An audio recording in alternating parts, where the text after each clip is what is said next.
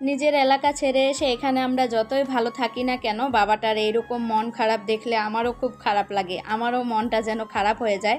আমাদের গ্রামে তো ছোট ছোট অনেক বাচ্চাদের সাথে আমার বাবাটা সারাদিনই খেলা করতো, একদমই মন খারাপ করার সময় পাইতো না। আর এখানে এসে তো আমার বাবাটাকে একা একা দিন কাটাইতে হয়, কোনো রকম খেলার সাথী নেই। আর বাইরে এত পরিমাণ গরম আর রোদ, ওকে নিয়ে যে একটু হাঁটে আসবো তারও কোনো জো নেই, কারণ অনেক বেশি গরম। যাই হোক, এখন কিন্তু দুপুর পেরিয়ে বিকাল হয়ে গেছে, তারপরেও যেন সূর্য মামার রাগ এখনও কমেনি, রোদও কমেনি যে বাইরে যেয়ে ঘুরে আসবো। তো বাবাটাকে বললাম, একা একা বসে আছো মন খারাপ করে, চলো তোমাকে ঘুরতে নিয়ে যাব। তার আগে বলো তুমি কি খাবা, যা খাইতে চাবা তাই আমি তোমাকে খাওয়াবো।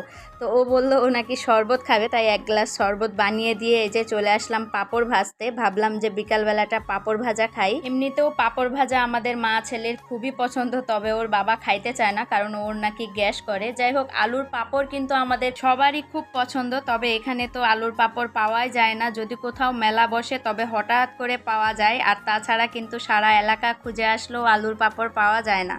আর বাসায় থাকতে তো আমরা বড় সাইজের অনেকগুলো আলু কিনে নিয়ে এসে বাসায় পাঁপড় বানাইতাম বয়মে রেখে, ওগুলোই অনেক দিন ধরে ভেজে ভেজে খাইতে পারতাম। যাই হোক, কিছু করার নেই, এই পাঁপড়গুলোও কিন্তু আমার কাছে খাইতে খুবই ভালো লাগে। একটা সময় ছিল যে সময়টাতে আমি এই পাঁপড়গুলো খুব খুব পরিমাণে খাইতাম, তবে এখন আর খুব বেশি খাওয়া হয় না, কারণ অনেক বেশি তেলে ভাজা জিনিস খাইলে কিন্তু এমনিতেও হালকা করে গ্যাস করে।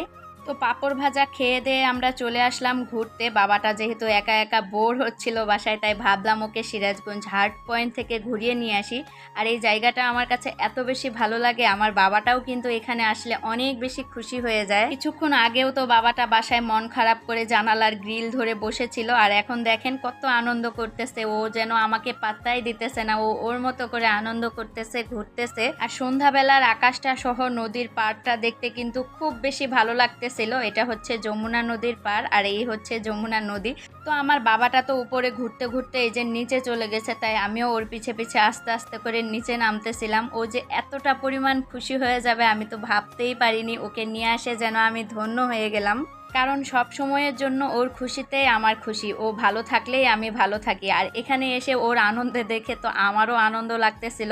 আর এখানকার চারিপাশের পরিবেশটা এত বেশি ভালো ছিল, আর অনেক বেশি বাতাস, সব মিলিয়ে আমার খুব আনন্দ লাগতেছিল। আর বাবাটা তো এদিক থেকে এদিক, ওদিক থেকে এদিক ঘোরাঘুরি করতেছে, আমার তো হাতই ধরতে দিতেছে না, বলতেছে আমি এখন বড় হয়ে গেছি, তুমি আমাকে ধরবা না। তো আবার বলতেছে হ্যালো গাইস, আজকে আমরা নদীর পাড়ে আসছি হার্ট পয়েন্টে, এটা হচ্ছে যমুনা নদীর পাড়। আমার বাবাটার জন্য সবাই মিলে মাশাআল্লাহ বলে দিবেন। তো যাই হোক, অনেকক্ষণ ঘোরাঘুরির পরে এই তো এখন কিন্তু সন্ধ্যার একদম শেষ পর্যায়ে, তো এখন আমরা ঝালমুড়ি খেয়ে নিচ্ছিলাম, তারপর রওনা দিয়ে দিলাম বাসার উদ্দেশ্যে। রাতের বেলা হার্ট পয়েন্টের রাস্তাটা দেখতে কিন্তু ভালোই লাগতেছিল। তো আজকের মতো এই পর্যন্তই বিদায় নিচ্ছি, আসসালামু আলাইকুম।